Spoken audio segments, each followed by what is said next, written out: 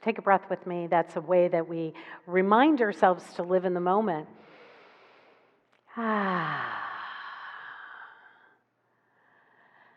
One of the other ways that I remind myself to live in the moment is the utterance of, may I be self-emptied and God-filled. May I be self-emptied and Spirit-filled. That is one of my favorite things to say. I remember the first time that I really said that was back when I was at Agape, and it was the first time as a prayer practitioner that I led a prayer and a reading from the platform. And there are thousands of people there, thousands, and I felt so nervous. And I remember uttering, may I be self-emptied and God-filled. And that's what I have taken with me every time I get up here, every time there's something where I think I am doing something myself. Like right now, I'm struggling with a very minor surrender experience, but like this will be the very first message, the very first talk I have ever given without wearing heels. And I'm not happy about it. No, yeah. But I'm not happy about it. Claudia is not happy about it. I miss them. I will probably go on my toes about halfway through. And I just want to say I'm okay. I just have a little something that has to heal. And I was told they put me in a boot because I wasn't complying with the no heels. So I figure barefoot's better than the boot because they're not very stylish. So anyway, for the next couple weeks, I'll be the barefoot minister, and I pray to God that it's God who's really speaking the message through me and not my shoes. It's gotta be. It's just gotta be. So anyway, thank you for laughing with me about that because inside I'm crying. But I'll get over it. Because be careful what you say that the message is going to be, and the message is surrender. So the topic is surrender. The message is surrender experience. Last week was sweet surrender. I should have kept that title because this would feel sweeter than it does today. But today is the surrender experiment, and we'll talk a little bit about that. But what I want to say is that in that song, Living in the Moment, there's this great line that says, wherever you go, you're already home. Or something like that. I just love that. So wherever we go, my beloveds, wherever we think we're going, whatever we think we are doing, we can occupy ourselves and kind of trick ourselves into the busyness of the world, thinking we're going to actually get somewhere, but we're already there. Say to the self, say it out loud, I'm already there. I'm already there. I'm already home. I'm already home. And feel that. And so we've been having a conversation about a way of life that works, and we've been following the way of the heart. And the way of the heart, what it actually does for us is it recalibrates us. It helps us to be homebound in our consciousness continuously. It is a way of life that works because it continuously points in the direction of home, continuously points us in the direction of love. And we started this conversation with saying that love always points the way. Love is always the way. It's always the direction in which we wish to go. Love points the way. And that the very first key that we discussed was that we follow the thread of desire, that the desire of our heart eventually leads us to the one and only true desire, which is the desire for God, the desire for home, the desire for peace. However it is you word that for you is absolutely perfect. And then once we know that that's our desire, and that desire actually means that we are shifting our thought system to the thought system of love, that becomes our cornerstone, that becomes the desire of our heart. And we're shifting it away from a thought system that says that we're separate and looks like fear. And so we're redirecting, we're allowing love to point the way, but we commit to love. We commit to this new thought system. And it really actually does mean that every thought we think, every thought that we think, you see, we think we're pretty smart. But I don't know about you, but my best thinking has gotten me into some pretty awful places. Anybody relate to that? So we become willing to let go of our best thinking, our best thoughts, and we become willing actually to be self-emptied and God-filled. Self-emptied of our thoughts, self-emptied of the thoughts that the cornerstone of the thought system of separation and fear convinces us all day long that we're separate from God, from one another, from that there's otherness, that there are actually boundaries and borders and all of these crazy made-up things. And that we can begin to release that when we say, I'm self-emptied, and now I just want to think the thoughts of God. The only thoughts that there really are. And why is it that we're home when we commit to this is because each of us is a thought in the mind of God. Each of us is a divine emanation, a brilliant thought in the mind of God. So then we align our whole life through our intentionality. Like I'm gonna stay here. I'm gonna be focused on love.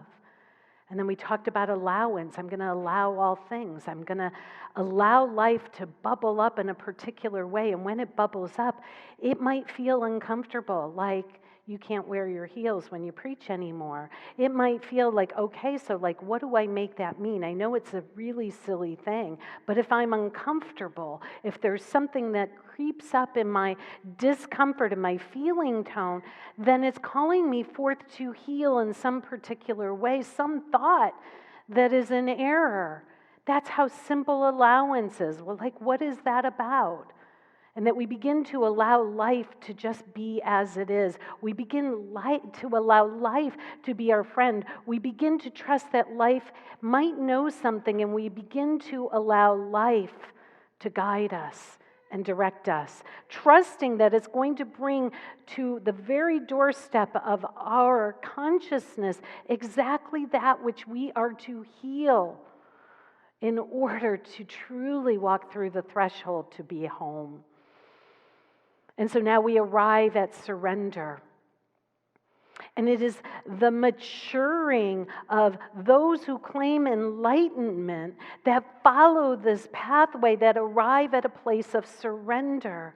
It is the mastery step. It is that step that surrenders it all to God, to life, trusting that it guides.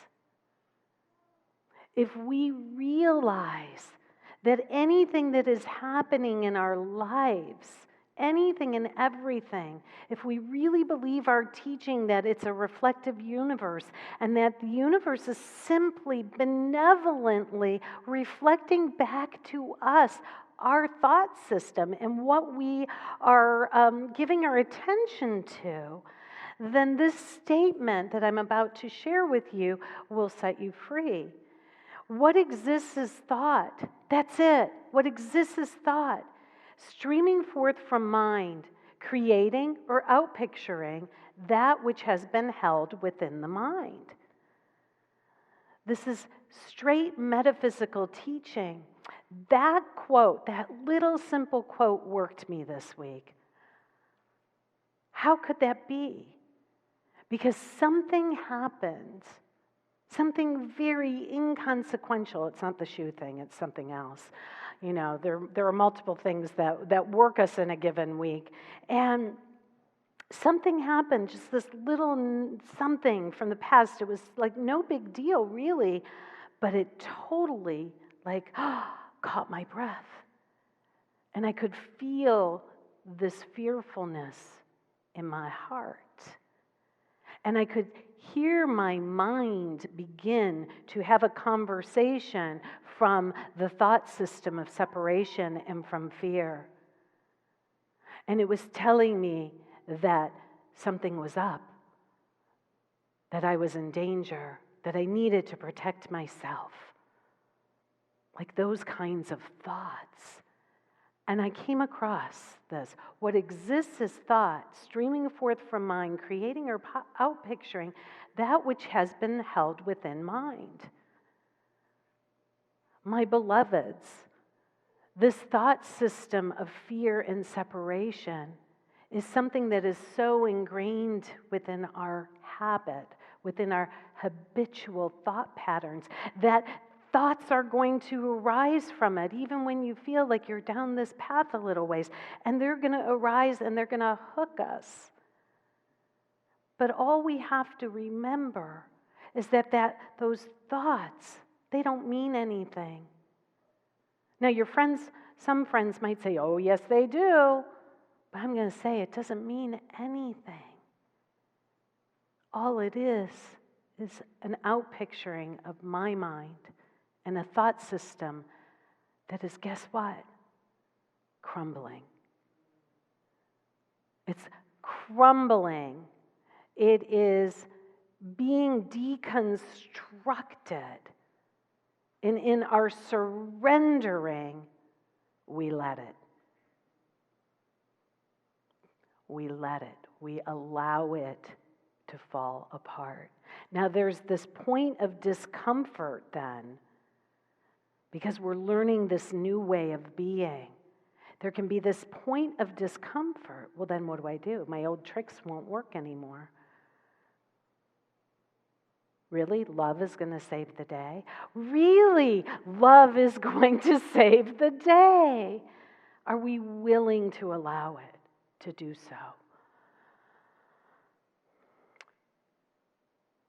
There's a conversation that Jesus is having with a group of people, which include his apostles.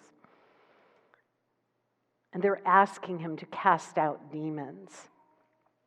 They're asking him to perform a miracle. And Jesus knew their thoughts, and he said to them, every kingdom, any kingdom divided against itself is brought to desolation. And every city or house divided against itself cannot stand. A house divided against itself cannot stand. A thought system that is the antithesis of who you are cannot stand. It will not work for us. It will cause pain. And the more we cling to it, the more we will suffer. And that's okay, because when we become aware of the pain pushes us into a new direction if we allow it. And we allow that pain to push us out of this thought system into the thought system of love. And as we court love and desire, a new vision pulls us forward.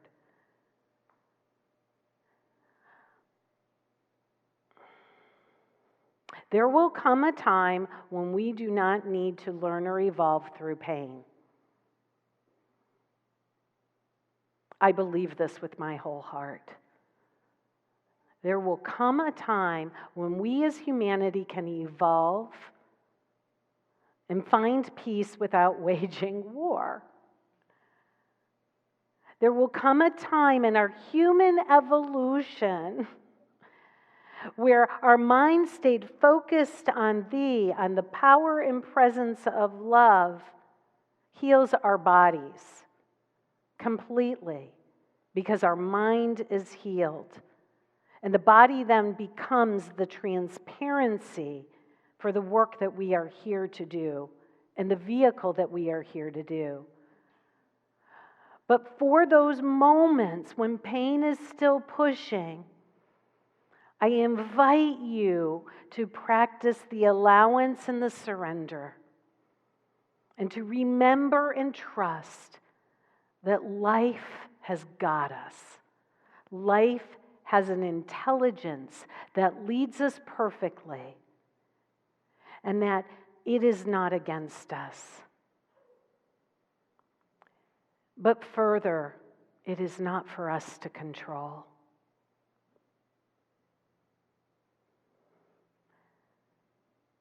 I know. You got to give that control up. Gosh darn it, it's like the shoes. I mean, something's got to give, and it's the shoes. No, I meant it's not the shoes, it's control. I confused myself. Something's got to give. And so we give up control. We give up our best thinking. We release it and let it go. We kick it off. And we allow life to lead us. The sweet surrender is that we can let go of control of that which we do not own. We don't own life. How many of you have tried to own life? How many of you had tried to cordon it off and say, I own this right here. It's my life. How many? I don't know. I'm in that. I've been included. This is my life. No, this is God's life. This is Spirit's life. This is life. And that life that we are is magnificent, and it knows what to do if we let it. Are you willing? Are you willing to allow a sweet surrender to wash over you and come face to face with whatever pain is pushing you, so that you can see it crumble and dissolve right before your very eyes as you choose love?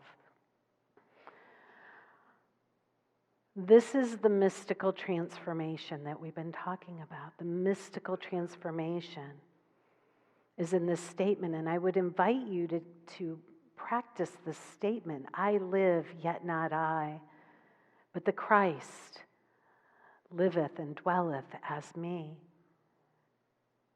The Christ being the principle of our nature, the Christ being that we are the beloved of God, the Christ being, and if that word is uncomfortable for you, I live, yet not I, but love dwelleth as me, lives as me, life lives as me. And begin to see yourself in the larger composite of what is happening here, of the magnificence, of the beauty, of the glory, that you are a part of it, not a part of it, and you don't own it and have to control it, that there is a divine wisdom and intelligence within it. And surrender feels scary because we think, well, what will happen? If I surrender my best thinking, if I surrender control, if I surrender ownership, what will happen? What will I be? Who will I be? What will I do? What will my resume say? How will I survive? And this quote, I love this. It says, surrender is the stage in which perfect peace is the foundation, not for passivity or inactivity, but for even more activity. Have you ever noticed that when you let go, when you surrender, and you just start to observe and watch life comes right to your doorstep, and it makes requests of you. You get a phone call from somebody who wants your attention, who needs your love and attention. And because you're watching life and trusting it's bringing right to you exactly what is for you, you answer that call. That's what we're practicing here. And we think it takes great courage, but once we start moving in that direction, it's like the song. It's just a lot of fun. It becomes serendipitous. It becomes joyful. It becomes effervescent. It becomes like that childlike nature and that giggle of like, wow, I'm a part of it all. And it's leading me perfectly. So I got the title, The Surrender Experiment, from Michael Singer, who has a book called The Surrender Experiment. And it was really what inspired this talk when I originally gave it years ago. It's completely different now. But it was always combined with the Way of Mastery in my mind because I read it to support the key of surrender. And I know that Michael Singer is like up in Gainesville, that there are people in this community that go up there frequently, and that they go and they sit in that community. And it's a thriving spiritual community on more than 600 acres. And Michael Singer's life is so very interesting because he is somebody who definitely one thing led to another, which is what I talked about. And with the energy and the effort of wishing to receive peace from the mind that continuously chattered, and to discover what was back of that mind, had really created a fascinating life, which has led him, I listed a couple things because he had a cutting-edge software package, which was in the industry of what I used to do, the workers' comp industry, that transformed the medical practice management industry, a billion-dollar company. He's been a New York Times bestseller. He's also been through trials and trials, literally, that would have rocked my world. All from somebody who wanted to just let go of himself and embrace a life of solitude. So when I say the quote earlier that surrender is a stage in which perfect peace is the foundation, not for passivity and activity, but for even more activity, this is the life I think of. It's fascinating. And so the great experiment and the journey into life's perfection is what the surrender experiment is about. And it's a story about what happened when, after a deep spiritual awakening, he decided to let go of his personal preferences and simply let life call the shots. It's moment by moment letting go of my personal preferences. I prefer to wear heels, but I can let that go. I prefer that life be a certain way, but that's not the way it's showing up for me right now, and so I can accept that. It's the perfection of life. We have a saying in our teaching, Brother T and I, where we'll say, you are perfect. You are neither behind that point of perfection nor advancing toward it. And that we must see ourselves from there. That the Christ of our being, how God created us, is perfect.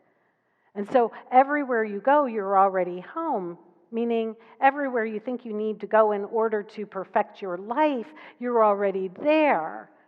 And that's what I think about, the experiment of experiencing life's perfection by letting go of my personal preferences, that life is perfect. Life itself is perfect. It's not behind the point of perfection. It's not advancing toward it. You can't control it and make it any more perfect than it actually is. And that it's our job to just see it therefrom, to see the perfection of life exactly as it is, exactly as it isn't, beyond our judgments of good and bad, suspending our judgments by suspending the belief that we hold about things. And so as we do that, we begin to see, what life is for me, because that thing that I thought was just terrible that came to my doorstep, I can see years later was absolutely perfect. And it was just for me and just for my awakening. And so I quote this, and this is from Michael Singer. If my preferences were not leading me, what would happen to me? These questions did not scare me, they fascinated me. I didn't want to be in charge of my life. I wanted to be free, to soar far beyond myself. How many want to be free, to soar beyond the confines of the little life that we have crafted for ourselves, but to be soar and free? I mean, that just sounds fabulous to me. That makes me want to dance if I could without any shoes on, like a ballerina. Like I would dance and twirl and be free. Not this week, I'll work on it maybe next week. But like my point is it's a feeling sensation going on. I began to see this as a great experiment. What would happen to me if I just inwardly surrendered my resistance and let the flow of life be in charge? The rules of the experiment were very simple. If life brought events in front of me, I would treat them as if they came to take me beyond myself. Life is continuously communicating with us. Life is loving us. Life is continuously bringing to our doorstep, calling us on the phone in the disguise of someone who irritates you. Constantly throughout a day, life, and it's benevolent, it is for you. It's not about them. It's about something within us. It's the stepping stone to our awakening. And moment by moment by moment, we can just begin to laugh. And even when the worst thing that you ever think could happen to you begins to happen, you can laugh. Trust me, I've been there multiple times, and I bet you have been too.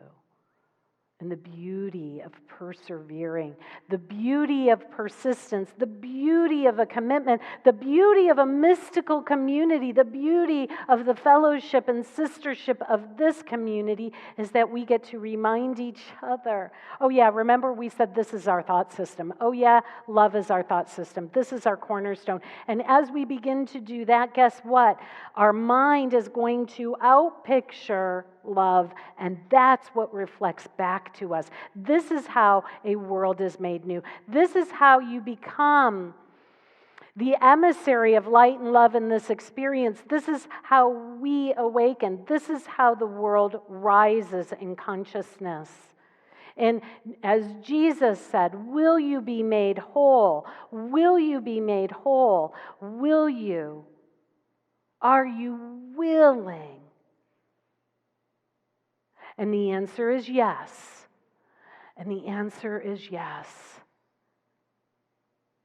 And so that is what I see this community doing. That is what I see us doing. I see us following in this great surrender experience, the key, the final key of our pathway of surrender. May it be joyful. May it be fun. May it be this great experiment that we embark upon together. Trusting and knowing something wonderful and magnificent is indeed happening now. Take a breath with me. You guys can come on up. Surrender means there is no longer any restlessness. Surrender means that with every fiber of your being, you know there is no one here living a life. There is a life flowing through the body, mind, personality for as long as it lasts. Life is.